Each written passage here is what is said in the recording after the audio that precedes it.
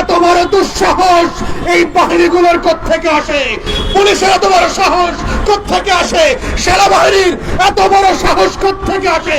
তারা কি গত বছর কোন শিক্ষা নেয় নাই যে বাংলাদেশের জনগণ যারা জেগে উঠেছে, যারা এখনো প্রতিদিন এবং প্রতি রাতে এই দেশের স্বাধীনতা এবং সার্বভৌমত্বকে পাহারা দিচ্ছে, তারা যৌথ বাহিনীর ট্যাঙ্কের সামনে দাঁড়াবে? আপনারা যদি আমাদেরকে শত্রু বানান, আপনাদের সার্বভৌমত্বের পোশাক এই দেশের মানুষ কেড়ে নেবে, ছুঁড়ে ফেলে দেবে। এই সেনাবাহিনী, এই যৌথ বাহিনী, এই পুলিশ ট্যাক্সের টাকা দিয়ে পালবার কোনো দরকার নাই। এদেরকে প্যাকেট করে ভারতে পাঠায় দেন।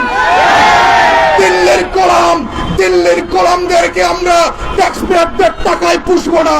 ওদেরকে ভারতের কাপড় কিনে দেন, বিএসএফ এর পতাকা দিয়ে ওদের সাহসগুলোকে, ওদের শরীরটাকে মোড়ায় দিল্লিতে পাঠায় দেন।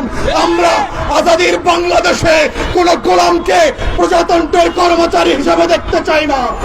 বাহিনীগুলোকে বলছি, পুলিশকে বলছি, যারা বাড়াবাড়ি করেছেন, ইতিমধ্যে প্রায় 24 ঘন্টা পার হতে চলেছে, কাউকে এখনো সাসপেন্ড করা হয় নাই, কাউকে চাকরিচ্যুত করা হয় নাই, কাউকে এখন পর্যন্ত ইনভেস্টিগেশন করবার জন্য কোন কমিটি তৈরি করা হয় নাই। ইতিমধ্যে এই 24 ঘন্টা পার হওয়ার আগে যদি আপনারা না করেন, বাংলাদেশের গণ অভ্যুত্থানের সকল শক্তি একত্রিত হয়ে যৌথ বাহিনী এবং পুলিশের বিরুদ্ধে দাঁড়াবে।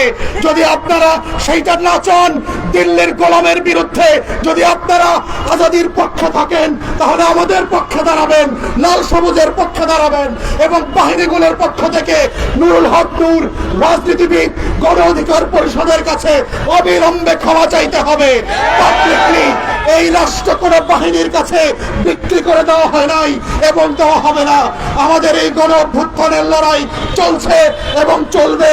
আমরা মুগ্ধের মতো করে, আমরা আবু সাইদের মতো করে, নাফিয়ানের মতো করে পাড়ায় পাড়ায়, মহল্লায় মহল্লায় পানি বিতরণ করতে করতে, বুকচি দিয়ে দিয়ে এই দেশের স্বাধীনতা অক্ষুণ্ণ রাখবো ইনশাআল্লাহ।